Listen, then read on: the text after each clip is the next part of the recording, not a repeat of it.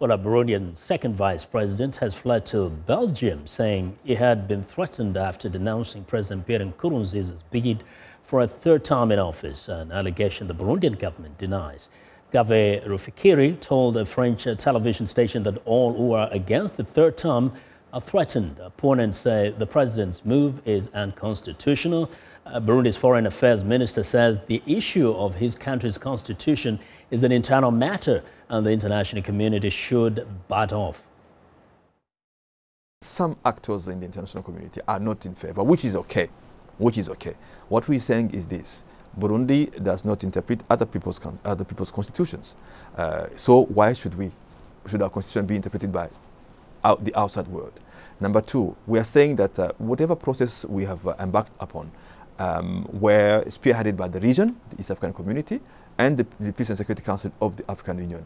And we've been working with those organizations very well, very well. So let's give a chance to those regional mechanisms which have started to pursue their cause until we reach the goal that we have assigned to ourselves. Well, the United Nations, African states and Western nations have called for dialogue to ease tensions in a region with a history of ethnic conflict. Talks between rival camps have so far shown little signs of working out their differences. Now, in major Western cities, the Burundian diaspora is ramping up its demonstrations to help increase international pressure on President Nkurunziza to respect the Arusha Accords. One such protest happened recently in front of the White House. Viewers Jackson Mvunganyi reports. In Washington, D.C., Burundians living in the Washington region and states of Virginia and Maryland took their call to the White House. Activist Jean Manirakiza says that diaspora protests are to show solidarity with the protesters in his home country. We are saying no to a third term of President Nkurunziza. We are saying that Arusha should be maintained because that's the foundation of peace that we had in the last 10 years. Protests in Burundi have led to loss of life. This is because of the heavy-handed response from the local police and militia affiliated to Nkurunziza's ruling party. Other reports say that over 100,000 Burundians have sought refuge in neighboring countries of Rwanda and Tanzania. What's happening in Burundi, it's a lot of atrocities.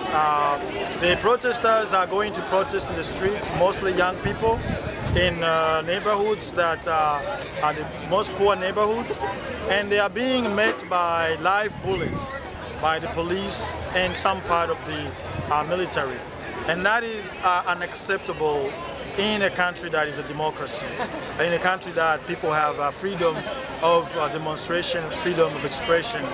Manirakiza says that attempts by some in Burundi's ruling party trying to define this as an ethnic conflict are wrong, since all ethnic groups are united in the call for Nkurunziza not to run in the upcoming elections. There's no ethnic dimension to this crisis. The Hutus and the Tutsis are all together fighting for this cause. But most people in the countryside are fearful. They are afraid. They cannot say a thing about what the suffering that has been caused by his 10 years of corruption.